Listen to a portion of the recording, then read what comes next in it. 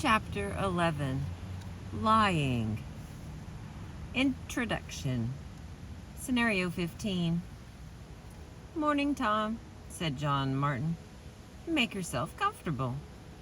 Tom Lee sat down, but he did not get comfortable, and he didn't bother to return the greeting. "Look, John," he said impatiently, "I've got enough work on my desk for 6 people. What do you want?" "I want to let you know that I heard your speech for the National Association yesterday afternoon. In fact, I taped that speech." "Yeah? What did you do that for?" "They tell me you give good speeches, Tom. I thought I might learn something." Tom grinned at the other man. "Well," he said, "did you learn something?" John leaned back in his chair and crossed his arms over his chest. "Yes," he said. "Yes, I did. I learned that you're a liar, Tom." Lee's eyes narrowed, but the expression on his face did not change, and he spoke softly. "Maybe you'd better explain that," he said. "Happy to." John sat up and referred to the yellow legal pad in front of him on the desk. "First, you claimed MetaMega had profits of over $2 million on its health and care products line last year. That's false. That's at least 100,000's worth of false.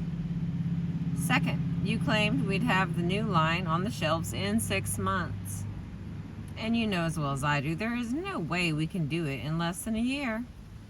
And third, Tom, you lifted your 3 closing paragraphs, word for word, from the talk I gave in Atlanta in October. And not one word of credit for me. You passed those paragraphs off as your own. How's that for an explanation?" "You serious?" "You bet I am. A little bit of hype, Martin. A little bit of friendly borrowing, all in-house. What's the big deal?" "You're a liar. That's the big deal. You'll get away with it because I'm not about to embarrass the company by calling you on it. You knew that before you did it, but I want you to be aware that I know what you did."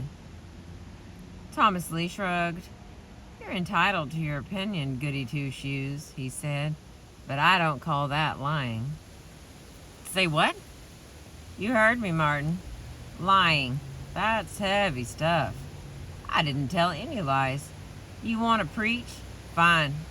Just don't pick me for your congregation. I've got better things to do with my time." "Oh, hell, Tom," said John disgustedly. "Go on then. Get out of here before I say something I'll regret later." Tom shrugged again and stood up. "You called me fella," he said as he headed for the door. "I didn't volunteer." This is an ugly exchange and unfortunate. From Thomas Lee's point of view, John Martin is a nitpicking moralizer. Lee would say that it's customary to inflate the numbers a little when you're trying to promote your company or your products, and that as long as it isn't carried to extremes, everybody expects you to have some slack in your figures. He would say that the paragraphs he took from Martin's speech were nothing but general material that represented what he would have said anyway, if Martin hadn't ripped off his ideas. Being called a liar for such items infuriates him, and he'll go out of his way to watch every word Martin says from now on, watching for even the most minute deviation from absolute truth. Martin, on the other hand, feels entirely justified in his accusations. But what brought them on wasn't Lee's inaccuracies. It was the fact that Tom used the material from his speech without asking for permission, and without giving him credit. That made him angry enough to go back and listen to the speech as a prosecutor listens, searching for any other falsehood, large or small, he could add to his list. The rivalry between these two men, both dominant males with short tempers, is very typical. This time, their disagreement revolves around their differing ideas about honesty, and that's also typical. Nobody likes to be lied to. Nobody likes to be called a liar. In this chapter, we'll take a thorough look at the subject of lying to determine why something on which there appears to be such strong agreement is such a source of controversy, and to see what can be done to deal with it in our language environment. And then we'll come back again briefly to that scenario 15. The first category here for chapter 11 is the brain as mismatch detector. Two meta principles of syntonics have been introduced in earlier chapters of this book.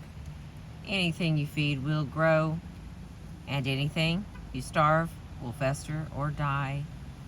Now we need to add a third meta principle.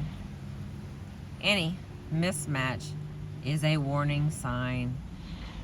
We've discussed a number of different kinds of mismatch already, and have seen this meta principle borne out. For example, 1. When the sensory modes used by two speakers do not match, distrust is created and rapport is hard to establish. The next one. When the satire modes used by two speakers do not match, the feedback loops that would result from such a match are interrupted, and slowed down. The next one. When the intonation of a speaker uses with a sentence does that is not right.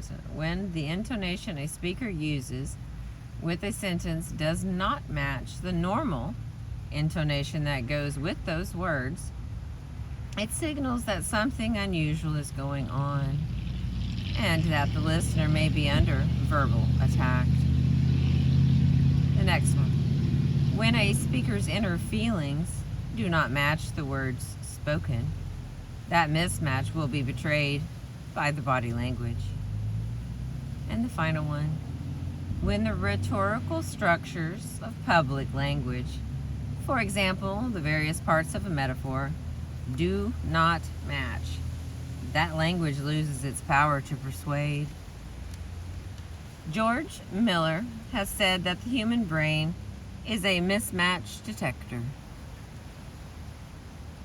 The examples above demonstrate that mismatch detector in action. The brain has a tendency to run along an automatic in many language situations, on automatic. But anything unusual, anything that does not fit, will bring it back to full alert. Suppose you are listening to a sermon and suddenly you hear the minister use an obscenity. You are listening to a lecture on physics and suddenly you hear the professor recite a nursery rhyme. You are ignoring the blur of irrelevant noise all around you at a cocktail party, and suddenly you hear someone across the room mention your name. You will notice these phenomena in a way that you do not notice the ordinary language in which they have turned up. For one thing, you will notice that you are noticing. You will become aware of the fact that you are actively paying attention. Any deviation from normal of this kind, any mismatch in the content of the language you are processing, will catch your attention, and will do so in a way that you are consciously aware of. But there are many other kinds of mismatch detection, just as important to your communication strategies, that ordinarily go on well below the level of your conscious awareness. bringing those processes to conscious awareness also, so that you can make systematic use of them with regard to the problem of deception, is the subject of this chapter.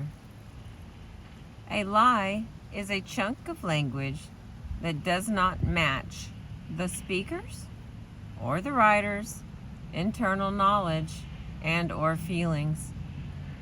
When all the channels of communication are syntonic, when a speaker's internal knowledge and feelings, body language, and words all match and are congruent with one another, lying is impossible.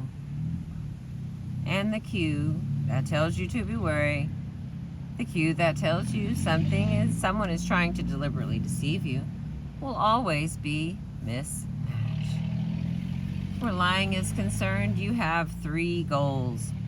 Number 1, you need to know what the word lie means to you and to the people you are interacting with.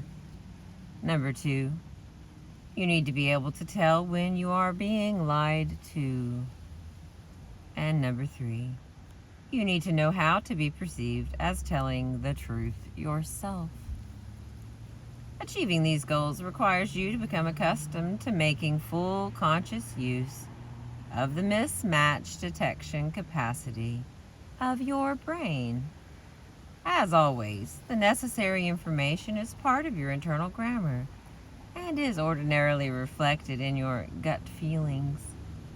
What you need is convenient and reliable access to that information.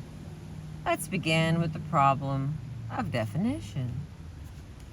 Defining the word lie.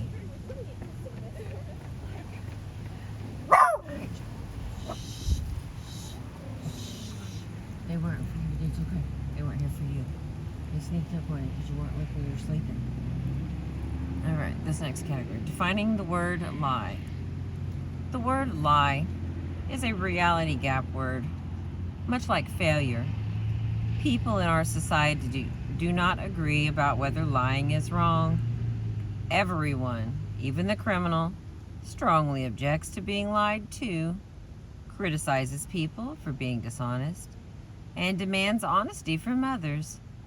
But when it comes to a clear statement of what is and what is not a lie, a statement of what the word lie means, this seeming consensus collapses into chaos.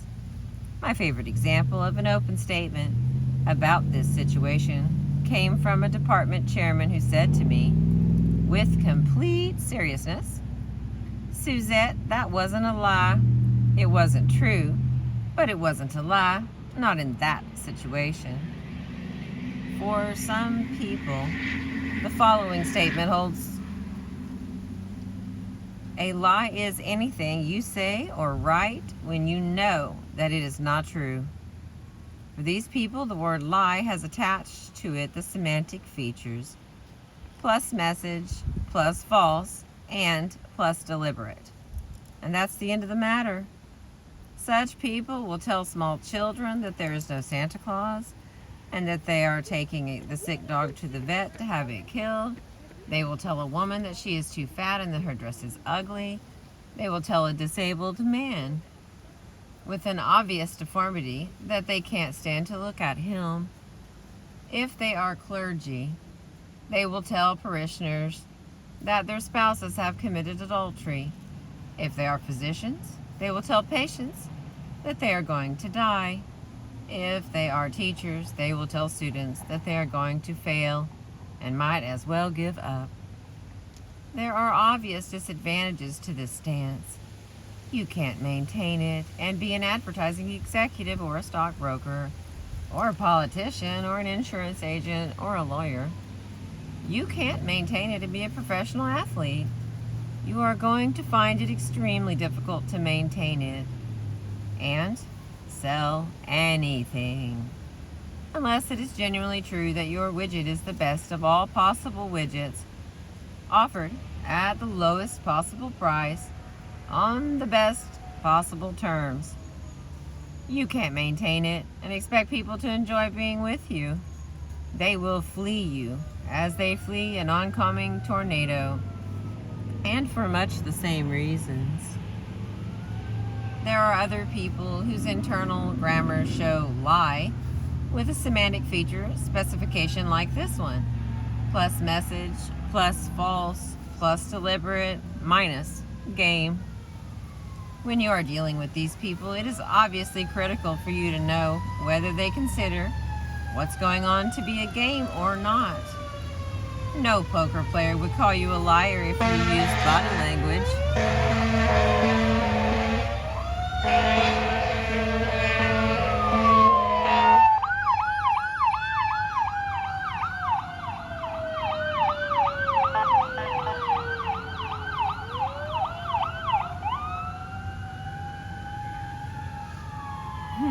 That's a lot of excitement. No poker player would call you a liar if you used body language to convince another player that you had 3 pair when you really didn't. Society agrees that poker is a game. In card games, deliberate deception is not only allowed, but it's encouraged, as long as it isn't directed toward your partner. In such cases, it is not true, but it's not a lie. The man who reacts to a woman's furious, "But you lied to her," with a bewildered, "But if I hadn't said that, she wouldn't have gone to Bermuda with me," is demonstrating that for him the word romance is marked plus game, and that man is genuinely baffled by the charge that his falsehoods are lies. For him, they are not lies. They are plays, or they are moves. Whether they are true isn't even relevant. He views the woman's anger as he would view it if she lost her temper when he took 500 away from her in a game of Monopoly, as irrational and childish. There are people for whom the critical semantic feature is not plus or minus game, but plus or minus kind. For them, a statement that is false, but kinder than the corresponding truth, is not a lie. A lie is always going to be marked minus kind.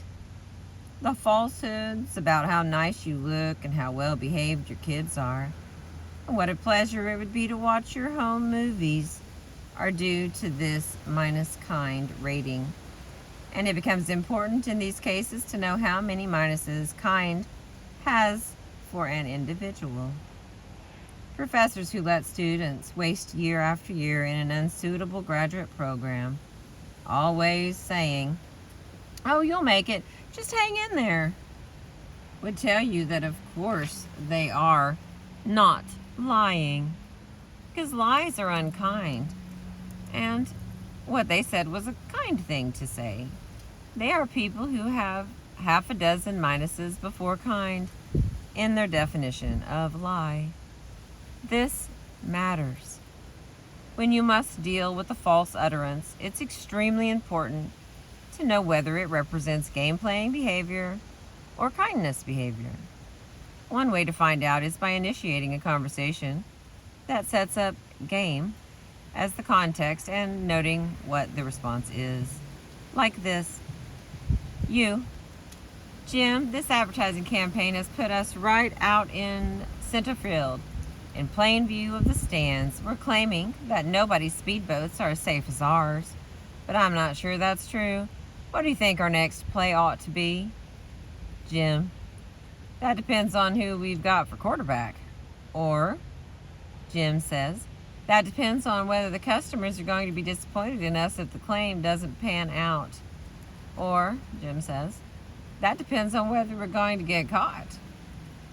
In the first example, Jim is comfortable thinking of a possible falsehood as plus game. In the second, kindness is more likely to be the relevant feature. In the third example, we have something else entirely. This is a man for whom a falsehood is not a lie, if you can get away with it.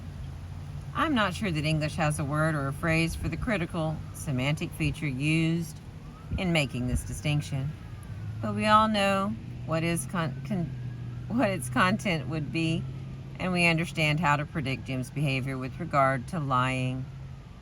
This phenomenon When you can express an idea in a language, but it has no accepted surface shape because no word has been chosen to express it. It's called a lexical gap. Lexical gap. It's a mistake, by the way, to assume that whether someone is religious or not matters here. All religions agree that lies are wrong. But for any individual to perceive a given false statement is ruled out by religious convictions, it must first qualify as a lie for that individual. We are on page 234. The next section of the same chapter here about lies is called Detecting Lies. And I'll be back with you. Thanks for being with me. I appreciate you. Oh, wait a minute. I forgot to tell you what book we're reading.